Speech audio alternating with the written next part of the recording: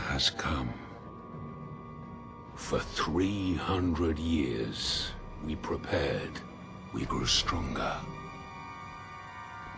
While you rested in your cradle of power. So about 2 weeks ago, Amazon Studios chief Jennifer Salke came out and spoke to the Hollywood Reporter and said that their Lord of the Rings prequel series needs to work for a giant global audience because, well, nobody's heard of Lord of the Rings. I mean, what is this niche, small, little property that nobody's heard of? It's not like it was a cultural phenomenon or something. What? Lord of the Rings? Who's heard of these movies? How dare you? So I'm thinking that this show is going to be a disaster. I hope it's not. I hope it's a good show. I would love to watch a really good, well-made prequel series, but I don't think that's what we're going to get. And sites that have premium access to the development of the prequel series really has me even more convinced.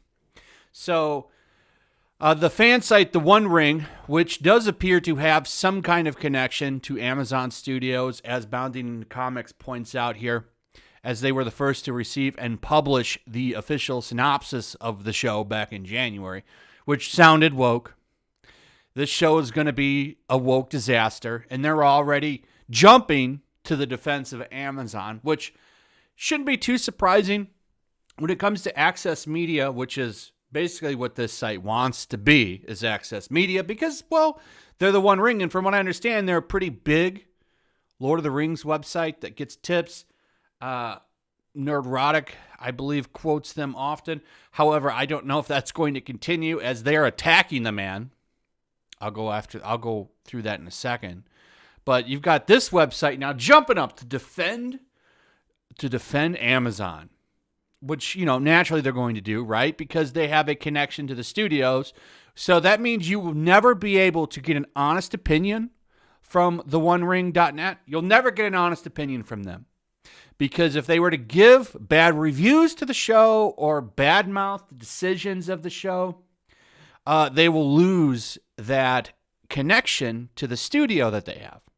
So Gandalf could be cast as some 20-year-old overweight woman, and this website would jump for joy and talk about how it's the greatest thing ever. And if you don't like that, well, you're, of course, an istophobe, which they are, of course, already doing, going after the fans because they want to set this narrative up. They say, listen, we've been dealing with phobic comments for decades, and it's wrong. It's still wrong. Whatever toxic arguments are being said now about LOTR fandom and adaptations is the same trash that said Ian McKellen was the worst affront to Tolkien's legacy ever. #pride. Okay, so they're doing a couple of things here. Number one, it's Pride Month, where every corporation decides to throw their support in. Really funny picture on that, by the way, showing just how much these corporations actually care. Now, I don't think this is real. I think this is a meme, but it shows the point here.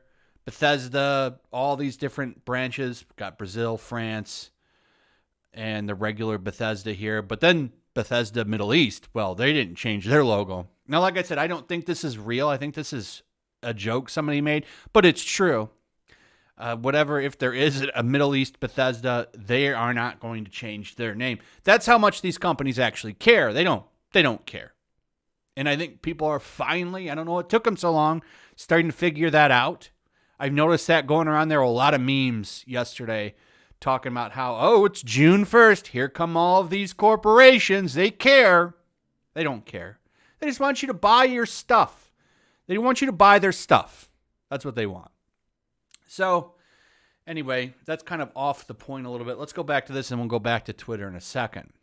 So, theonering.net continues, and they say, cogent, respectful debate on Tolkien is always welcome, but phobic, and istophobic trash is always a case for banning. It's not what Tolkien is, wants, or welcomes. We used to be able to ban in the era of message boards and IRC, but in the era of social media, and then it continues, the platforms can't keep toxicity out of our community. We can mute and block, but that's only for this account's feeds. Twitter is not a community simply because it lacks anti-troll tools. Nasty people still show up in replies because their toxic friend subtweeted us. Now, if you don't know who they're talking about Nerdrotic. They go after him quite a bit, actually. He has a big Lord of the Rings influence. He's a huge Lord of the Rings fan. Anytime he does a Lord of the Rings video, it usually will blow up pretty big. And the OneRing.net doesn't like this. He actually promotes them quite a bit, or has. I know he did, at least on the last Friday Night Tights, he was talking about them.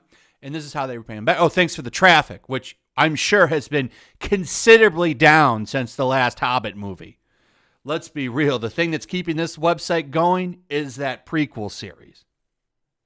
So they're going after him. Well, number one, I think it's hilarious that they're going back and talking about message boards. Okay, the comic pros are always talking about message boards because back then they could control the narrative. But now that those have kind of went down and social media has rose to the top, they can't keep criticism out anymore. You can't just call a fan a trash piece of garbage and their reply doesn't get out anymore. It does now. And they don't like that. They don't like that all this criticism can come out. So they just do the old 1-2 istophobe fan, and now, you're seen as the worst thing in the world again. So they continue on. If you still think Ian McKellen is the worst and that Catholic Tolkien would never have approved, I beg you to read more of Tolkien's books and letters. He was woke, stood against hate, and embraced all cultures in life and fiction. It's why his books are translated in every language. And then they go on to talk about Ian again. So here's the thing. And then they put this. Pride gives us some of the greatest performances beyond all expectations. Nobody gives a shit what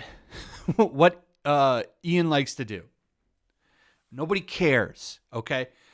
I didn't even know this was a thing, all right? But the reason that OneRing.net is doing this and trying to make it look like, oh, here come all these phobic fans is, well, for one, they're trying to weaponize Pride Month.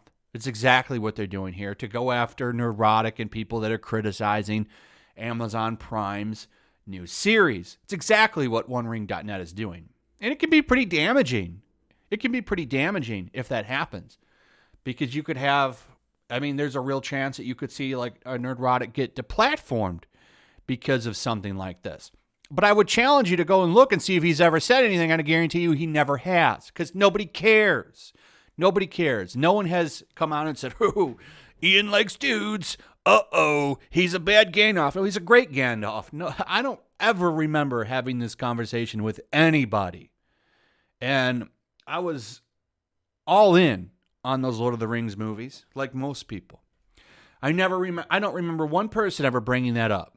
But you're going to have the OneRing.net here say that it was a big, big thing. Well, then, OneRing.net, you say you got all these messages. You say you've seen all these conversations. Why don't you post the receipts? Why don't you show everybody all of this hate that you've seen? Okay? You're not going to do that, though, are you? No, you won't do that because you can't do that. You don't have any receipts.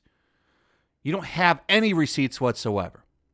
But I just find it funny that they're putting the Pride hashtag on there to try to blow this up, to weaponize June. And I see this a lot. I see a lot of these people try to weaponize June to go after people. The biggest one was when they did it to Crowder. Remember that? The whole month of June.